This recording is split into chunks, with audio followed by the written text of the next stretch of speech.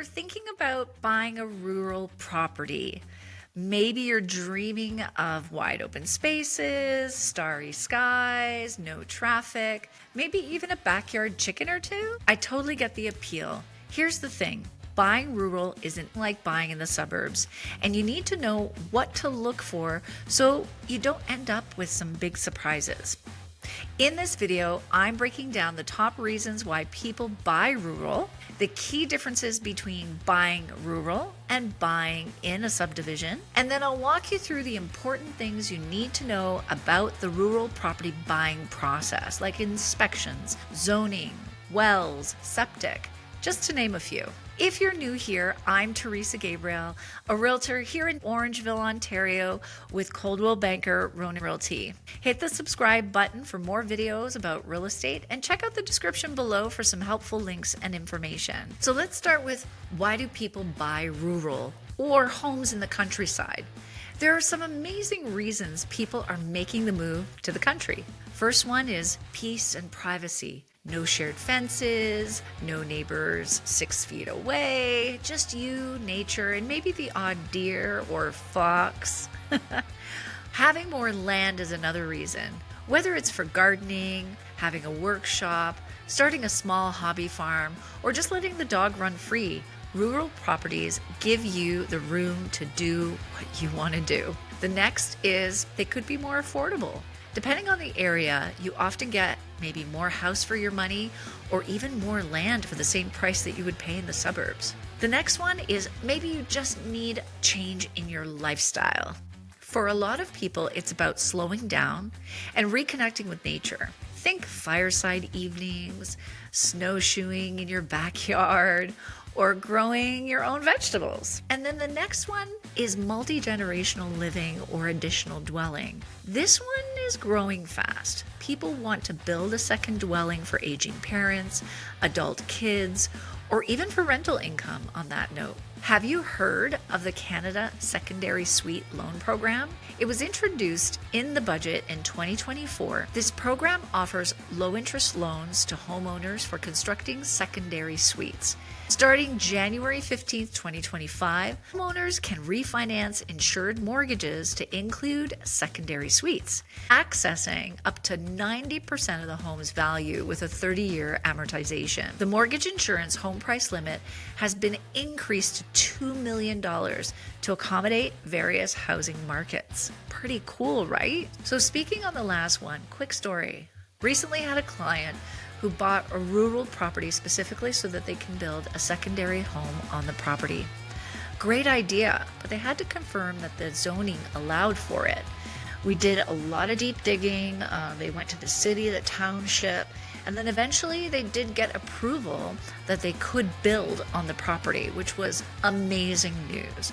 But a great reminder that you've got to check those things before falling in love with a property. Okay, let's move to the second part of our discussion today. Let's talk about the key differences between buying rural or in the country and buying in the suburb, because this is where people can get a little caught off guard. First, we have to look at private services. There's no city water and there's no sewer. You'll likely have a well and septic system, and both need to be inspected. Second, there may be longer commutes and fewer amenities.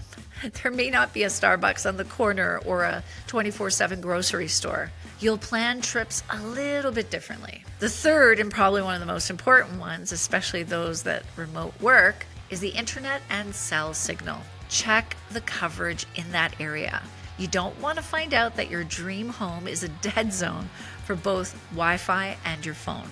Next, we have maintenance and equipment. You may need to buy a ride-on mower or snowblower. The next one is road access. Is it a municipal road or a private one you're responsible for plowing or maintaining? Wherever rural land is involved, look into the easements on the land as well. What this means is that you could have access a different way onto your property through your neighbor's land, or they may have access through yours. Have your lawyer do the homework. And here's one more. Neighbors may be farther away, but local bylaws still exist. The barn you want to convert into an Airbnb could be a bylaw issue if you're not careful. All right, now we're going to talk about some key buying process considerations. This is where things get real. There are extra steps in a rural purchase, and skipping them could cost you. Number 1 is zoning and land use. Check the local zoning. Not every rural property allows additional dwellings, businesses, or agricultural use. Like I mentioned earlier, I had that client that wanted to build that second suite. There was a number of considerations, where the septic tank was, where the conservation zoning on their land was, would it allow for enough room? They did a lot of digging as well with the township, and we had good news, so that's great. The second one is well water. This is a big one. If the property has a well, it must be registered on title. Also, test this water, not just for potability or drinkability, but for flow rate and recovery time. Find out as much information about the well.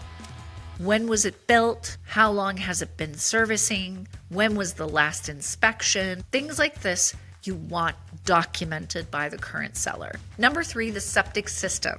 Have it inspected by a licensed professional. This is one of the most expensive things to replace, so know what you're getting into. Also, ask about the age and the last time it was pumped. And don't forget to request the septic tank be emptied out before moving in. So this is something that you put in your offer. Number 4, survey and boundaries. This is such an important one. Many rural properties don't have recent surveys. If you're planning to put up a fence, build on the land, or sever it later on, these matter.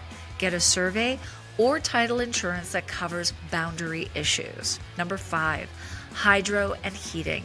Some rural homes have oil heating or propane tanks. Ask about energy efficiency, costs, and whether there are alternative options like wood-burning stoves or heat pumps. Remember, for any live fireplaces, there is a separate inspection that's required. The next one is environmental protection or conservation lands. Is there a creek or a forest on the lot? Nice to look at, but it could also be under Conservation Authority jurisdiction, which limits or even prohibits that you can build or clear that land. So it's pretty limiting to a homeowner that wants to come in and do things on that land. I've seen some agricultural zoning also that has protected land under a conservation zoning. So same piece of land, 2, maybe even sometimes 3 different zonings. Talk to the town or the city to ensure that you have a visual representation of that property and its zoning. Driveway access is the next one I want to talk about. In some rural areas, if the driveway crosses a ditch or municipal land, you may need a permit or agreement for access. Always confirm. And then finally, I want to talk about items that run with the land. Things like fencing, outbuildings, and even wood lots sometimes come with specific agreements or restrictions. Always check with the lawyer to confirm what transfers with the land. So run with the land means there is something that is on that land that is tied to the title, and they can't be separated at sale. Well, buying rural is a whole different vibe, right? It's peaceful, freeing, and offers more affordability in some cases, but it does come with extra layers of complexity.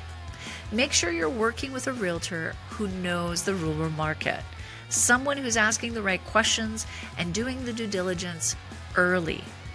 If that sounds like the kind of guidance that you're looking for, well, I'm here to help. Reach out to me directly. And don't forget to subscribe to this channel. If you found this helpful, there's lots more real estate insight coming your way, especially if you're buying or selling in and around the Orangeville and surrounding areas. Everything you need is in the description below. Thanks for watching, and I'll see you next time.